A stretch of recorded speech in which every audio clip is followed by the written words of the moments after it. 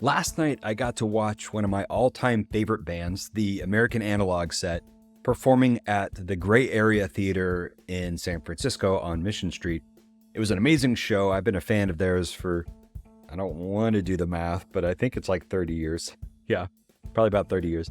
This was kind of a reunion show. It was a special walk down memory lane. The show was called The Magic Hour. It was a collection of some of their early albums and a really mellow, cool experience. The whole show, everybody was quiet. You know, sometimes at shows, there's always someone talking at the back by the bar, but this place just got dead quiet, and the music itself was really mellow, and everyone just seemed really into the groove and into it. It was a really cool experience, and it really got me thinking about one of my favorite parts of the American Analog Set, which is how I first came to find them, how they were first shown to me, more specifically.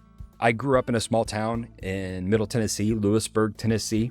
When I turned 16, I would drive up to Nashville, Tennessee as often as I could, and I'd go to Lucy's Record Store. Lucy's Record Store was a all-ages punk music venue with a record store in the front, owned by Mary Mancini and named after her beautiful dog. So I was a small-town kid, and I'd heard about bands like Nirvana, and through Nirvana, you start reading Rolling Stone and Spin and Alternative Press, and you start hearing that, oh, Nirvana likes this band called Sonic Youth, and Sonic Youth likes Sebadoh, and Sebadoh like Pavement. And you kind of hear this word of mouth stuff. Sometimes even just because Kurt Cobain wrote Flipper on one of his shirts, I checked out a Flipper album, which I bought at Lucy's Record Store. My experience with music was mostly kind of punk, grunge, and alternative rock, and largely from Nirvana kind of down. Like whoever they suggested, I kind of checked out too.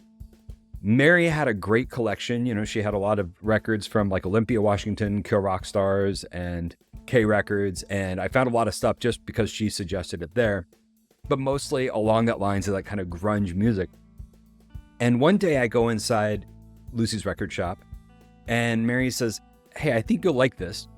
And it's an album by the American Analog Set. Lucy's had a turntable. And so if the record was available on vinyl, I might have like listened to that on the turntable and then end up buying the CD. I can't remember.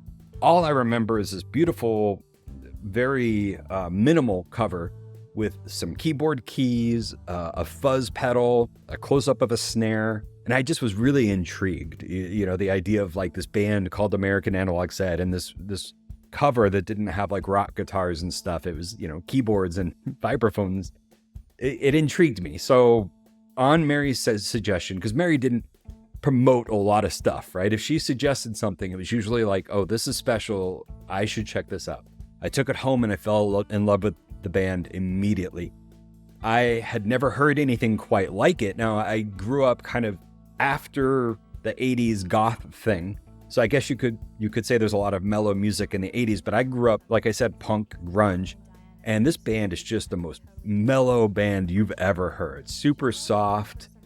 You know, they're playing their drums with like brushes. Again, vibraphone, this swelling tremolo of these vibraphones and Rhodes and I think a Hammond keyboard. It was unlike anything I'd ever heard. And I was always grateful to Mary for suggesting this music to me because I didn't just stumble upon American Analog Set. I didn't, you know, discover them at South by Southwest or anything.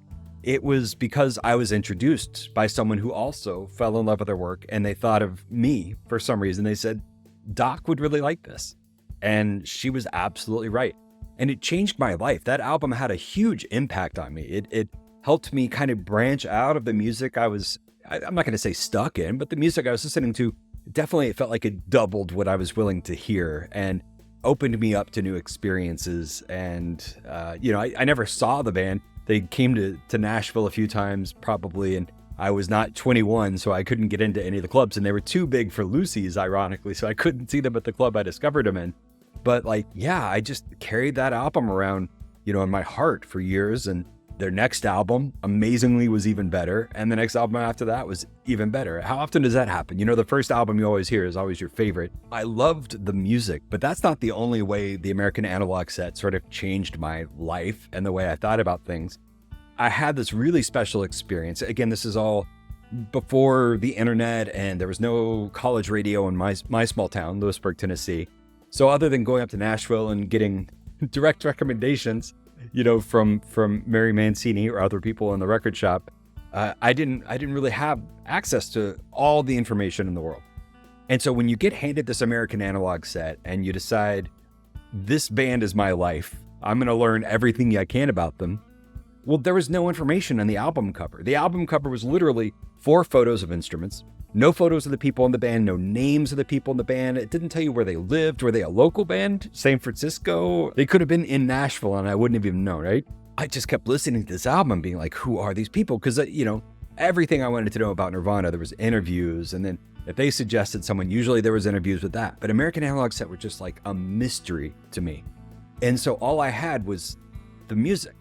And I just fell in love with that music. And it was many years before I found out they were Texas-based and how many people were in the band and what instruments they were playing, all those things. So instead of geeking out on the pedals they were using or how they looked or whatever, it was just about the music. A really cool experience. Years and years later, I got into photography, and I found myself every time I was sharing something needing to over-explain it. Like this is a photo taken here, taken on this date, taken on this film, on this camera, that sort of thing. Just over-explaining. I don't know, not like letting the photos stand on their own. So when I put together a zine of my photography, again, it was all film photography. So I called the zine American Analog, and I put out 3 issues, maybe 4 issues of American Analog, and it's just photos. The text is American Analog and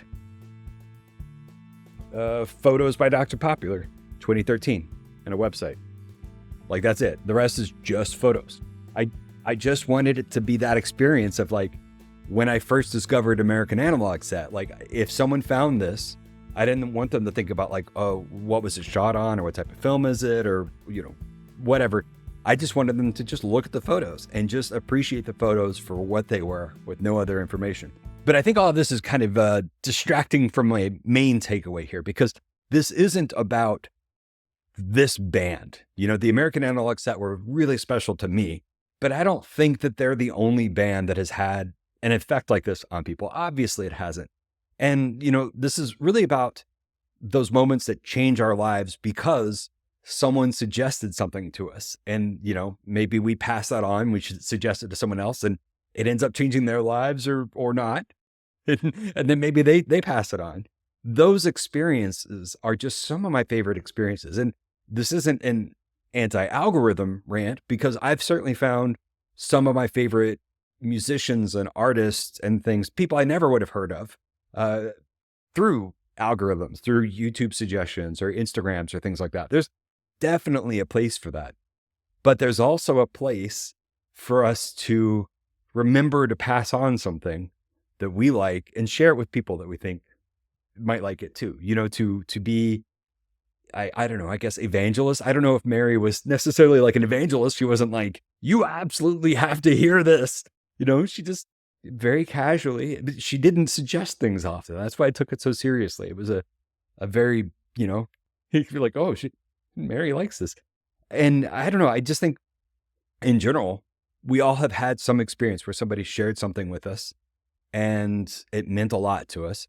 And maybe thank them, right? Let them know, hey, you remember that, knitting pattern you suggested or video game you suggested or movie you suggested. Well, I just wanted to know, I still love it and I think about it a lot and I owe that to you. Like, you let them know, because I think that'll encourage them to keep sharing with other people, which is ultimately what I kind of want to get about. Is this human connection. If you find something, even if you found it via the algorithm, share it with people, be an evangelist for it.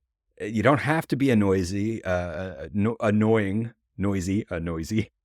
So in a world where everything is becoming increasingly curated, largely by machines and corporations, there is still a place for us to suggest things. And I'm not talking about starting up a music blog or anything regular like that. I'm talking about one-on-one connections. They don't have to be in person. It could be an @ reply on social media. It could be in person. It could be in a DM if that's not creepy, like, I don't know, figure that out on your own.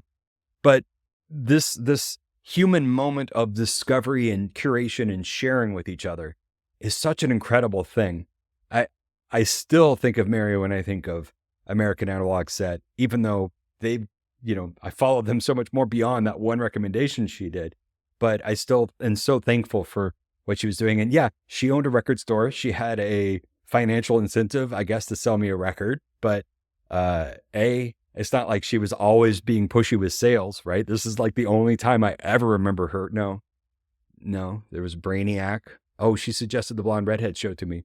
But what I'm getting at is, even though she had a financial incentive to sell me this one record, there's better ways to make money than opening an all ages punk club in Nashville, Tennessee. With that, I want to encourage you to share with another human. Share something with them that you think they will like, not just something you like, but something that you think they in particular will like. And hopefully they enjoy it. And if not, don't give up, right? Like, keep people in mind when you find cool stuff and share it with them. And as an artist, I know I really appreciate it when people share my work. You can always reach out to the artist as well, but just keep that element. Don't give up that everything has to be social trends and algorithms. Keep in mind that we can still connect with folks. And on that note, I'm going to suggest something to you. And I'm not going to suggest some old ass American Analog Set album. Maybe they won't mean anything to you as they did with me, but like that's something old. Something newer, I would suggest Orville Peck, Pony. Pony's the name of the album. I'm going to put a photo here. So all you get is a photo, a name, Orville Peck, and the album's called Pony. If that sounds interesting to you, I don't know you, but if that sounds interesting to you, check it out. Maybe you'll like it. And if not, that's fine too. If you do like it, think of someone who you think might also like it as well. And share it with them. When I first heard this album, I just kept thinking of like, Mark would like this album. Like all these different folks that would like the album. So have fun. Have a great weekend.